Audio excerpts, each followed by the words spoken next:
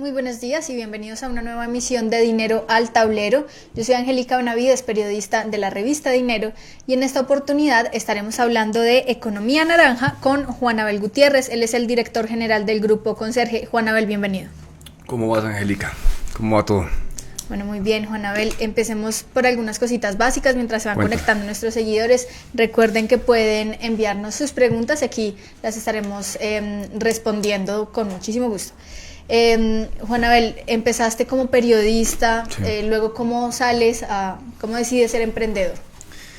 Pues siendo periodista es relativamente fácil darse cuenta que hacer plata es complicado como periodista. Entonces, en algún punto del camino decido que ese no es la vía, que yo realmente sí estoy muy enfocado en generar negocio, en generar productividad. Tenía siempre la necesidad de generar empleo, ¿sí? Básicamente es como las cosas que lo motivan a uno, y uno siendo periodista, redactor, editor, tiene que esperar básicamente unos 15 o 20 años a que se muera el jefe de redacción o el director general para que lo asciendan a uno. Entonces creo que esa fue básicamente como la motivación para salirme de los medios y empezar a trabajar emprendimientos ya hace un buen tiempo. Uh-huh. Tienes 14 emprendimientos ya. Algunos de ellos son con excombatientes, sí. Otros son como otros modelos totalmente diferentes. Cuéntanos un poquito cuáles son estos emprendimientos. No, he tenido de todo tipo. Tuve en algún momento una granja de lombricultura con desmovilizados de las autodefensas. Esto era una especie como de copia de un proyecto que estaba haciendo el gobierno en su momento, pero lo quería hacer desde el sector privado y tratar como de mandar un mensaje en donde uno como emprendedor, como empresario, tiene que aportar un poco a que esta gente que se desmoviliza, sea donde sea guerrilla, sea paramilitarismo, uno las pueda acoger y pueda darle empleo. Entonces yo creo que ahí hay una especie de responsabilidad. El proyecto fue muy complicado porque al final del día uno como privado sí le hacen falta herramientas para poder resocializar, para poder hacer que estas personas entren a la vida civil como se debe, y digamos que son procesos muy largos que muchas veces termina uno reventándose la caja. Pero he tenido otros proyectos completamente diferentes como restaurantes. Tuve un restaurante que se dio mucha logra en su momento que se llamaba Supercalentados, que ese fue un restaurante en donde el cliente ponía el precio final, dependiendo de cómo lo trataban, dependiendo de si la comida estaba rica, si se la habían servido caliente, si había sido un espacio agradable o digamos una hora agradable. El tipo decidía pagar más de lo que digamos los costos de producción del calentado significaban, y ese fue un tema muy chévere porque al comienzo, digamos, del modelo, cuando empezamos a probarlo, la gente me hacía la recomendación de trate de no darle esa posibilidad al colombiano porque el colombiano va a abusar de usted y entonces van a pagar siempre un precio mínimo, y resulta que no, resulta que yo tenía, digamos, una cifra, es el 87% de las personas que consumían supercalentados pagaban más, ¿sí?, del precio sugerido. Y eso, por ejemplo, ya es el tipo de cosas que uno explora en los negocios, en los modelos de negocio. Tuve una pollería también, que esa sí fue de alguna forma un desastre, pues porque finalmente hay proyectos que funcionan, otros proyectos que no funcionan, pero de los que no funcionan es de los que más se aprenden definitivamente. No, hemos hecho cualquier cantidad de proyectos, invenciones, y algunas salen bien, otras salen mal, y pues aquí estamos en esto. Tienes ahora el Grupo Conserje, que son 6 empresas de innovación en comunicación y mercadeo. Todo esto es economía naranja. ¿Tú cómo ves este sector en el país? ¿Cómo ha evolucionado? ¿Qué tan fácil es abrirse espacio dentro de lo que se considera, digamos, economía naranja? Sí, pues hay un tema, y yo creo que más allá de si está uno en economía naranja o no, es decir, si uno está en industria creativa o cultural o no, emprender en Colombia sigue siendo un reto, ¿sí? Es un reto en muchos aspectos, y ni siquiera por temas de regulación. Asumamos que vamos a tener un gobierno que nos va a poner una cantidad de impuestos, que nos toca apropiarnos, que tenemos que definir nuestros valores al público y a los clientes con base en los impuestos para poder ser rentable y competitivo. Pero más allá de eso, yo creo que incluso la misma empresa privada, es decir, los clientes terminan siendo un factor decisivo para que uno sea una empresa exitosa o no. Y cuando digo esto, lo digo con el mayor respeto, pero me parece de alguna forma absurdo, por ejemplo, que multinacionales, que son las que realmente tienen capacidad de generar caja, ¿sí?, estén pagando hoy a proveedores de servicios de cualquier tipo a 180 días. 180 días son 6 meses, ¿sí?, que tú tienes que financiar un proyecto. Cuando a mí, por ejemplo, ya entrando al tema de economía naranja, me dicen, ¿usted qué le pediría a un presidente como el presidente Duque? ¿Sí? Ese es el tipo de cosas que uno quiere como emprendedor, ¿sí?, ¿qué se puede hacer para que algo incentive a una empresa a pagarle a un emprendedor a no más de 30 días, si acaso 60 días, ¿sí? Porque al final de eso depende que se genere empleo, que se siga reinvirtiendo, que la gente, digamos, se tenga empleos estables, ¿sí? Y cuando a ti te dicen que te va a pagar 6 meses, pues uno empieza a sufrir un poco, pues, con la caja, sobre todo cuando uno está creciendo.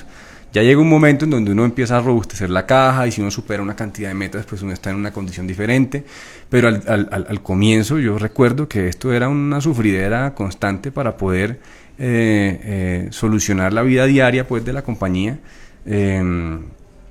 Y afortunadamente, digamos que contábamos con un grupo de gente y amigos que terminaban siempre como financiando las operaciones hasta que se volvió un tema estable. Bien, bueno, nos llega la primera pregunta de nuestros seguidores, es de Joan Daniel. ¿Cómo se puede promover la economía naranja en Colombia?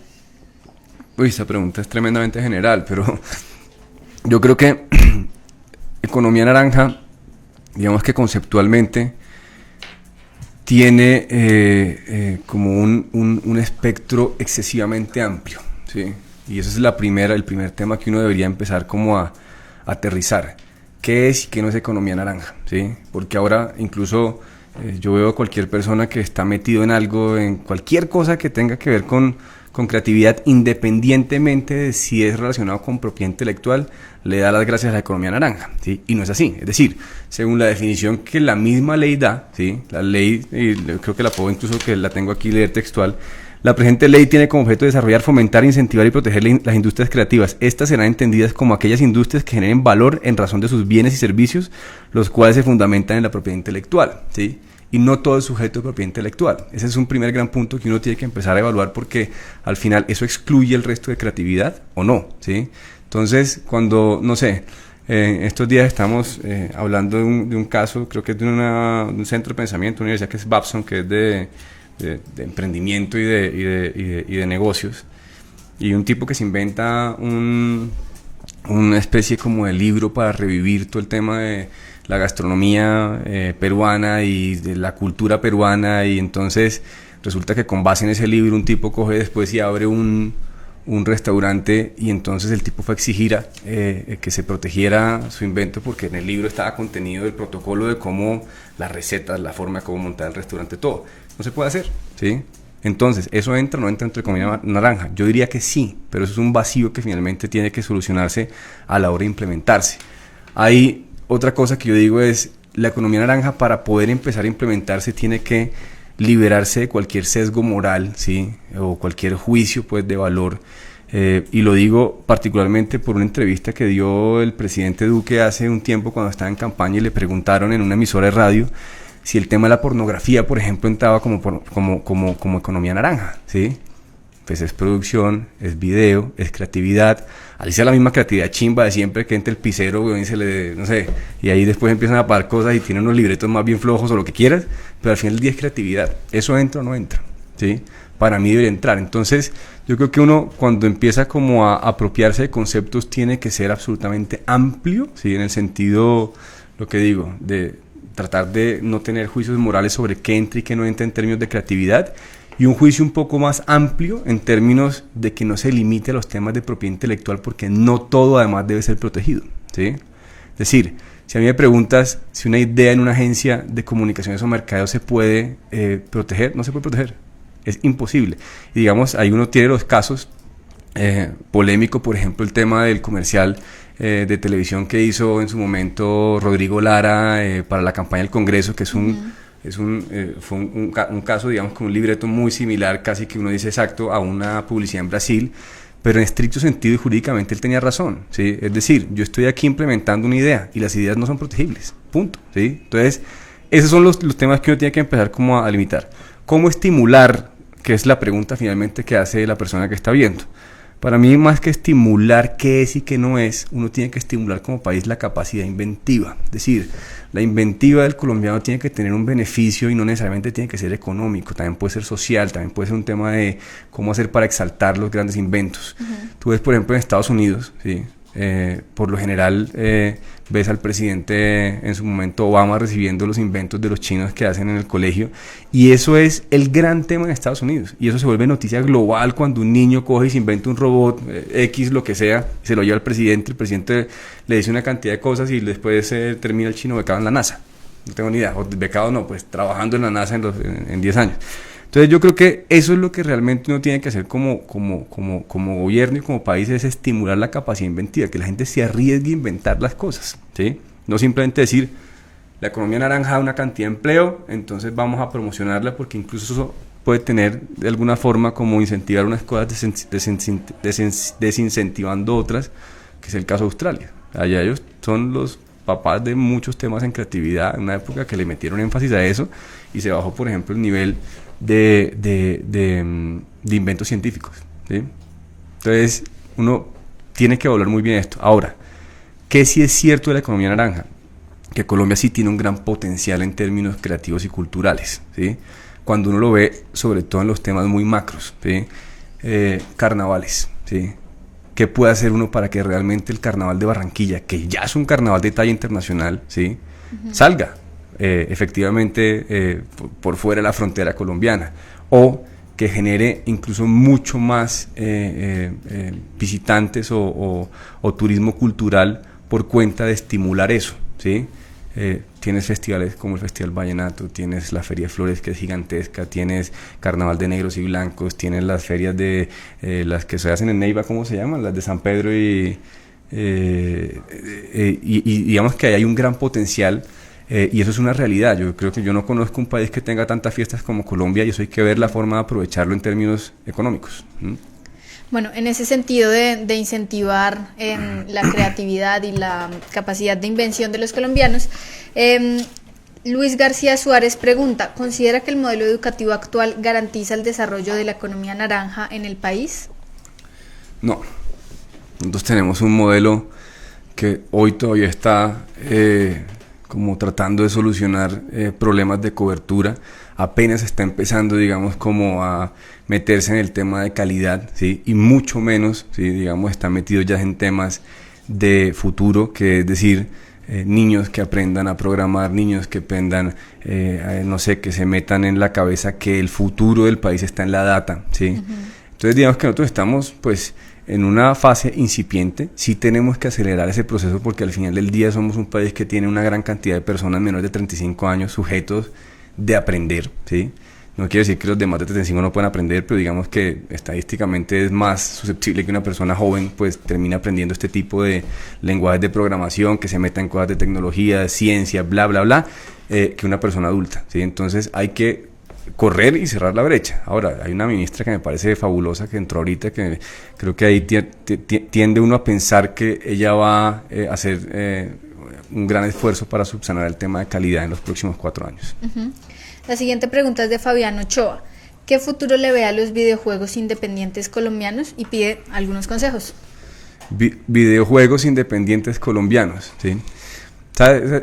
Yo digo que hay unas cosas que son buenas y unas cosas que son malas, y uno sí tiene gente muy berraca en Colombia haciendo videojuegos y programadores que son de un nivel muy bueno, ¿sí? Y tengo casos de aplicativos, juegos, o sea, es decir, en programación hay gente que es muy berraca. Desafortunadamente a uno le toca irse del país para poder fondear los inventos, ¿sí? Porque aquí no tienes ni el ecosistema ni el mercado suficientemente desarrollado para poder, digamos, que vivir de eso. Entonces casi que pasa lo que pasaba en su momento en Colombia con los médicos, que terminaban llevándoselos a Estados Unidos, y tienes una cantidad de médicos en Estados Unidos fabulosos, los mejores del mundo colombianos, ¿sí? Y está pasando con programadores, ¿sí? Yo de hecho, una de las pocas oficinas que no he podido montar es el tema de programación, ¿sí? Me toca subcontratar siempre por fuera, incluso termino contratando colombianos en el exterior, ¿sí? Porque aquí al final del día nadie se te va a quedar por los sueldos que puede pagar este mercado. Llega un tipo de cualquier empresa naciente en Silicon Valley, te ofrece $7,000, te vas. ¿Qué vas a hacer acá? ¿Sí? Entonces, mientras eso, digamos, no empiece a equilibrarse, mientras el colombiano no tenga incentivos reales, ¿sí? Para quedarse, pues se van a seguir yendo, y sobre todo son jóvenes, quieren viajar, es San Francisco, en fin, o sea, creo que hay muchos más incentivos para irse que para quedarse, ¿sí? Entonces, consejos, Consejos es que si tiene una oportunidad la aproveche, se vaya, pero siempre con la visión de volver, ¿sí? Consejos, que trate de entender el valor real de su invento, ¿sí? De su programa, de su juego, de lo que esté haciendo, porque muchas veces también llegan personas con unos pesos que suenan inicialmente como muy grandes, onerosos, y al final del día, cuando uno se da cuenta de lo que realmente puede pagar el mercado, uno se va a sentir estafado toda la vida. Entonces sí es tratar como de llevar eso como a un punto en donde uno diga, vendí bien, sentir que vendió bien o que fondeó bien. ¿Listo? Eso es básicamente el tema. Bueno, Isabel Salazar pregunta, ¿cómo no morir en el intento del emprendimiento con las cargas tributarias que tenemos? Isabel Salazar, mi esposa, no debería estar preguntando cosas, pero no, mentira, no. El tema de la carga tributaria es un tema que es complicado, ¿sí? Yo soy obviamente sujeto de las presiones que generan los impuestos en Colombia con 5 empresas, 40 empleados, es decir, ya uno empieza como a sentir realmente que se volvió muy costoso emprender, ¿eh? Sin embargo, el país sí vive unas situaciones en donde si no cobra impuestos, ¿sí? Pues no tiene cómo financiar nada, ¿sí? Ahora, eso tienen que balancearlo. Es decir, yo sí creo que las empresas grandes o las empresas que empiezan a tener cierta estabilidad tienen que pagar más impuestos. Yo sí creo que los ricos en Colombia tienen que pagar más impuestos, ¿sí?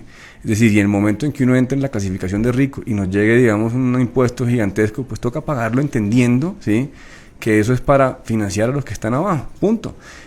Yo sí creo que a la clase baja hay que quitarle pesos, yo sí creo que a la clase media hay que quitarle pesos también, y tratar de balancear un poco en los próximos años haciendo un esfuerzo, y digamos que los ricos de este país tienen que hacer un esfuerzo, conjuntamente con un esfuerzo de que esos dineros sí realmente se inviertan bien. Entonces un ejercicio como de confianza y un ejercicio de te voy a cobrar más, pero te voy a asegurar que voy a invertir los temas en donde se tienen que invertir. Adriana Abramovitz pregunta, ¿se puede empezar un emprendimiento sin mayor capital? ¿Hay que dedicarse tiempo completo al emprendimiento o se puede hacer como un hobby? ¿De qué se vive mientras el emprendimiento surge? Pues uno siempre va a encontrar de qué vivir. A mí un señor que lo aprecio mucho, que en algún momento hicimos una campaña en una compañía donde yo trabajaba, que es el don Mario Hernández. Él fue, digamos, inconscientemente y sin saberlo, la persona que me empujó a, váyase chino a hacer emprendimientos. Y me decía una cosa súper sabia, y era sabia y sencilla además, porque era como, chino, mientras a usted se le sigan ocurriendo ideas, no se preocupe de absolutamente nada. Le van a llegar los inversionistas, le va a llegar la gente, digamos, para apoyar estos proyectos, le van a creer, ¿sí?, si usted es capaz de honrar las ideas y llevarlas a buen puerto. Y efectivamente así pasó. Yo he tenido ejercicios en donde sí, he tenido unos buenos socios, he tenido malos socios, yo he sido buen socio, he sido mal socio, y digamos que son todas cosas que al final del día se pueden arreglar. Lo que sí lo pone un aprieto es cuando uno se le ocurren proyectos nuevos, cuando uno no tiene ideas nuevas, cuando uno no tiene, como, no sé, esa capacidad de empezar siempre a superarse, porque ahí es cuando se muere el emprendimiento, no por la plata. La plata se la puede conseguir uno finalmente, y es difícil, sí, pero se puede conseguir. Uh-huh.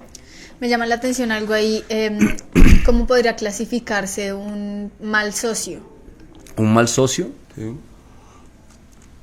Un mal socio puede ser una persona que sea muy impositiva, ¿sí? Yo soy tremendamente impositivo, ¿sí? Y desde incluso la forma como distribuyo los porcentajes de las empresas, por lo general tengo una participación mucho más alta, ¿sí? De pronto es un tema de miedo, digamos, a perder control en algún momento, y uno sí tiene que tener es claro que eso es un problema, porque al final del día, si a uno le quieren quitar el control, se lo terminan quitando, ¿sí?, de alguna forma. Es decir, casos de personas que tenían la mayoría de los porcentajes terminan saliendo de sus empresas porque un socio o porque la gente realmente está mamada de esa persona, ¿sí? Entonces, eso, por ejemplo, es ser un mal socio. Ser un mal socio es una persona que eventualmente no consulta decisiones financieras, ¿sí? No, ser un mal socio pueden ser mil cosas. Yo, por ejemplo, hay casos en donde he sido mal socio en términos de imponer ciertas condiciones en la empresa, pero con la conciencia de que uno tiene que de verdad tratar de evolucionar a un perfil de sociedad mucho más amigable y mucho más ¿cómo se llama eso? Propositivo y como de llegar a acuerdos básicos y fundamentales. Bueno, la siguiente pregunta es de Yamir Andrés Palacios. ¿Qué aconseja a los jóvenes emprendedores que queremos incursionar en la economía naranja? Tips y errores que no se deben cometer. Aconsejo a la gente que quiere incursionar a la economía naranja. Tips y ¿qué? Y errores que no se deben cometer. Bueno, la primera cosa que yo aconsejo es que traten de no proyectarse a 60 años. ¿Sí? Cuando la gente empieza un negocio, por lo general se vuelve adicto del potencial del negocio, ¿sí? Y se enfoca muchísimo en decir, es que este negocio en 3 años va a ser gigantesco y nos va a dar 3.000 millones de dólares y nos vamos a hacer millonarios. Y yo siempre le digo a la gente, y digamos que por lo menos a mí me ha funcionado, es planeen en corto, ¿sí? Los proyectos cuando nosotros los iniciamos, los arrancamos, antes los arrancaba ya 3 años y entonces hacía junta directiva y entonces ponía un CEO, un CFO y una cantidad de cargos que son realmente irrelevantes.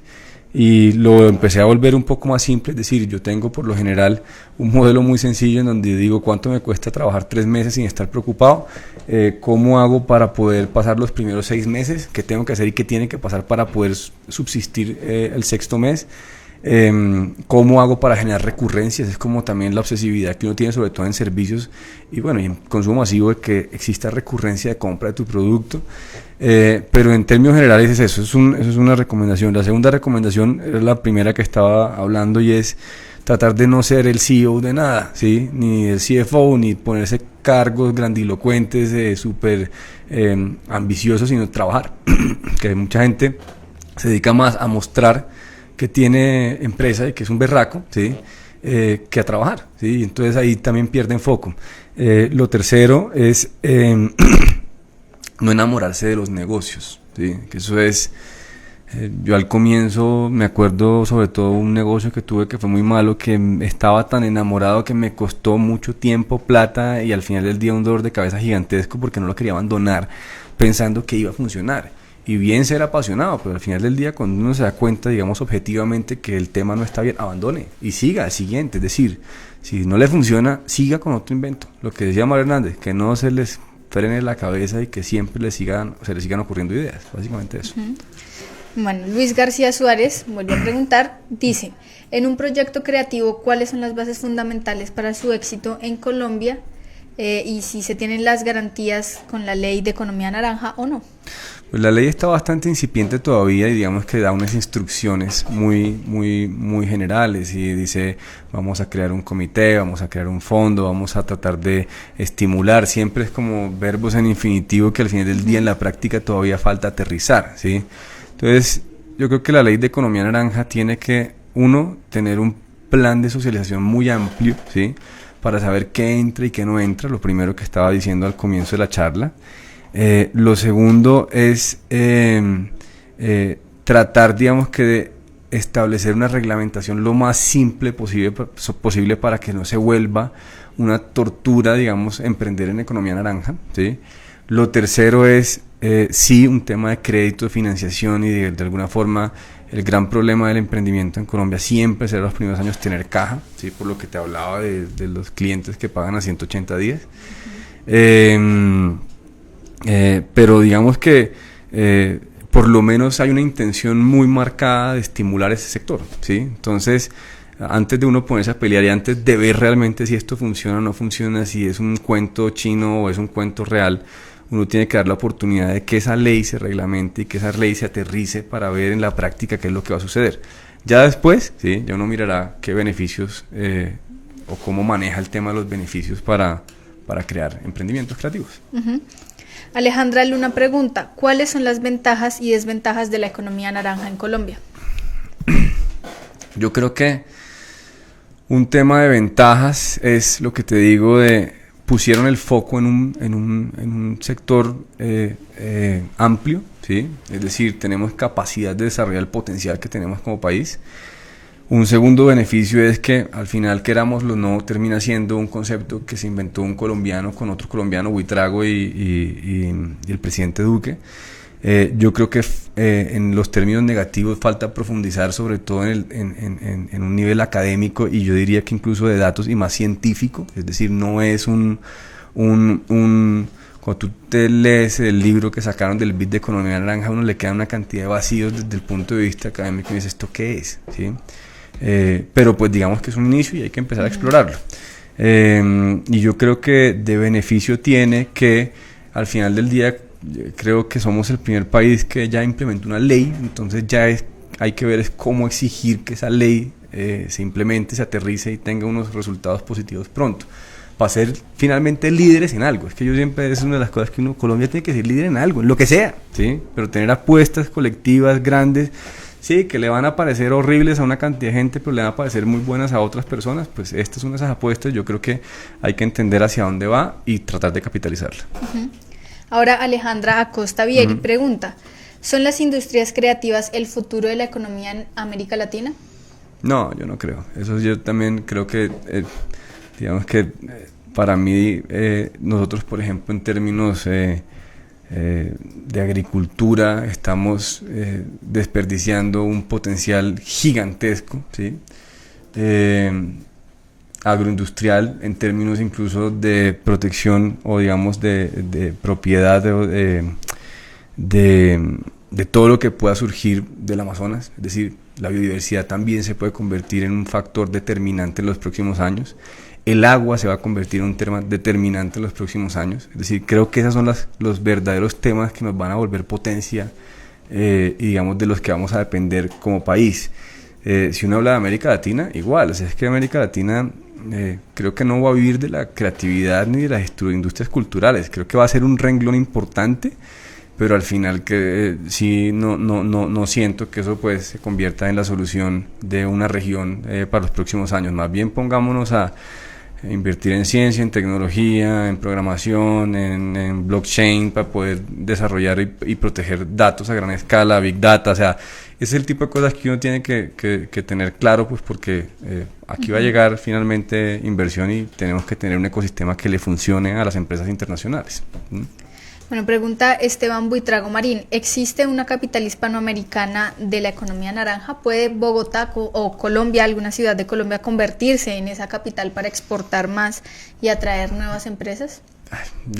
Ahí sí, lo que digo es el síndrome colombiano de tratar de autodenominarse la capital de todo y al final no somos la capital de nada. Entonces, suena obviamente súper negativo lo que estoy diciendo, pero el caso más cercano que tenemos es ahorita en Bogotá, que sacaron un decreto para autobautizarnos la capital de la bicicleta en el mundo, ¿sí?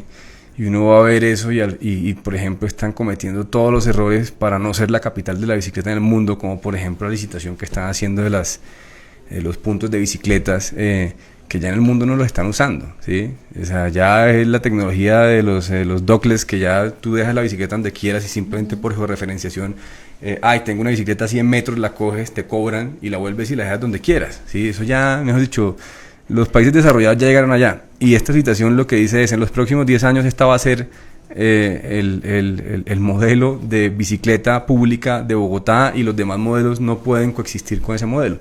Ya de entrada te castraron un tema bueno, hablemos de creatividad, pero estamos hablando desde el tema de autodenominarse la capital mundial del tema. Entonces, sí, puede llegar uno, pero al final del día es con hechos y con resultados. Es decir, uno no puede seguir autodenominándose la capital mundial de nada, ¿sí? Hasta que uno realmente sea la capital mundial de algo. No sé, en estos días hablaban también de Rosso José Serrano, que me decían que se autobautizó el mejor policía del mundo y todavía la gente cree que es el mejor policía del mundo. Entonces es el tipo de cosas que uno tiene que tratar como de quitarse de la cabeza y tratar de enfocarse en trabajar, ¿sí? Si nos volvemos unos berracos en algo, maravilloso. Bueno, Jorge Rubio Peña pregunta, ¿cuál es la importancia de la economía naranja en Colombia? La importancia es su potencial y hay que ver la forma de desarrollarlo, ¿sí? Estamos en esa fase, estamos en una fase en donde hay cosas para poder desarrollar, pero toca trabajar, toca invertir, toca clarificar conceptualmente qué es la economía naranja, ¿sí? Y al final, pues ya yo creo que se van a ver los resultados, y no en el corto plazo. En el muy mediano plazo, 8 años, uno va a entender si esto funcionó o no funcionó. Pregunta Jorge Fernando Soto Villamizar, ¿cómo puede competir Colombia en la economía naranja contra las grandes multinacionales dedicadas al ámbito cultural? ¿Cuáles son las grandes multinacionales dedicadas al ámbito cultural? Ahí me perdí un poco y qué pena si me puede dar claridad sobre eso porque no sé qué multinacional de ámbito cultural. Bueno, vamos a pasar a la siguiente pregunta mientras vemos si Jorge Fernando nos habla de las multinacionales de la cultura. Cristina Gaona pregunta, ¿qué es la economía naranja? A ver, ese es inicialmente ese debió ser el principio de la conversación. Economía naranja es como una especie de segmentación para tratar de meter en una bolsa, ¿sí?, todo lo que provenga de la creatividad y de la cultura, ¿sí?, que sea susceptible de protegerse en términos de propiedad intelectual, ¿sí?, y que en algún punto pueda generar rentabilidad, ¿sí? Ese concepto, la gente que digamos está muy metida en temas culturales tiende como a rechazarlo porque en principio la cultura tampoco tiene la obligación de generar riqueza material, ¿sí? Y es un concepto bastante occidental, ¿sí? Entonces, digamos que, pero hasta ahí digamos va el tema de economía naranja. Economía naranja incluye temas como agencias de comunicación, agencias de publicidad, libros, juegos para niños, videojuegos, plataformas de SVOD para, no sé, estilo Netflix. ¿Qué más metemos ahí? Bueno, es un tema asociado a, bueno, cine, televisión, todo lo que esté asociado a creatividad. Eso es economía naranja hasta el momento. Lo que hizo el Banco Mundial Interamericano de Desarrollo del BID hace muchos años fue tratar como identificar qué tanto pesa eso dentro de la economía. Se dieron cuenta que generaba una gran cantidad de empleos, que generaba una cantidad de recursos para el país y que por tal razón un país debería organizar ese sector para poder volverlo mucho más competitivo. Se dieron cuenta que en Colombia hay un potencial gigantesco. Y digamos que se expide una ley, somos el primer país que tiene una ley de economía naranja y es lo que se está tratando ahorita como de tratar de aterrizar para realmente saber cómo se estimula la economía naranja. ¿Listo? Bueno, tenemos las dos últimas preguntas. Hágale. La primera es de Adriana Abramovitz. ¿Qué libro recomienda sobre emprendimiento? Yo no recomiendo libros sobre emprendimiento. Yo recomiendo es emprender, ¿sí? Cada vez que uno le dicen las 7 leyes para ser exitoso, uno la caga, ¿sí? Entonces, para mí no hay nada más importante que la experimentación, ¿sí?, que salir a la calle y montar lo que uno se imagina y a imagen y semejanza, aprender de los errores y continuar con el siguiente emprendimiento, ¿sí? Lean literatura, pues, o sea, yo creo que lean biografías, lean historia, lean otras cosas pero no considero que exista un libro de las claves para lograr el éxito en el emprendimiento. Ojalá se desprendieran de todo eso porque se vuelve uno muy by the book, ABC, y al final los negocios son 0 ABC. Bueno, la última pregunta, estabas hablando, Juan Abel, en algún momento de la pregunta típica de qué le piden al gobierno ustedes como emprendedores. Hay un tema y es que es fundamental, hablando de impuestos, ¿sí?, y más allá de reducción de impuestos es formas, ¿sí?, de pagar impuestos, ¿sí? Los impuestos son confiscatorios, muchos de los impuestos te asumen que tú vas a tener X rentabilidad y te los retienen por derecha, ¿sí? Y eso finalmente termina reventándote la caja, sumado a lo que te decía, los pagos típicos a 90, 180 días terminan acabando empresas. Los emprendimientos deberían tener una forma diferente de pagar impuestos, ¿sí? 2, yo creo que el tema de la DIAN tiene que ser un socio estratégico más que un ente que está persiguiéndote, ¿sí? La gente le tiene miedo a la DIAN. Yo he tenido casos porque nosotros, por ejemplo, apadrinamos emprendimientos todos los años para sacarlos adelante. Cogemos un emprendimiento y lo volvemos un proyecto exitoso, o pretendemos volver un proyecto exitoso, en donde, mejor dicho, el tema de tratar de solucionar todo con mayor facilidad y acceso a lo que le tortura al que está emprendiendo y tener una interlocución mucho más fácil con las entidades que te están controlando el tema de los impuestos. Eso es como lo que yo le pediría. Lo segundo es que realmente le quiten, o mejor dicho, vuelvan al tipo que esté en la industria creativa, ¿sí?, sujeto de crédito. Los bancos son supremamente temerosos en prestar plata, ¿sí? Entonces, muchas veces, no sé, llega un cliente, te dice, listo, aprobado el comercial, tienes 72 horas para producirlo. Producir un comercial cuesta tener 100 millones de pesos en la mano. Vas a un banco y te dicen, no, es que este proceso se demora por lo menos 3 semanas. Y esperas las 3 semanas y te dicen, no, denegado porque usted es una empresa de la industria creativa, ¿sí?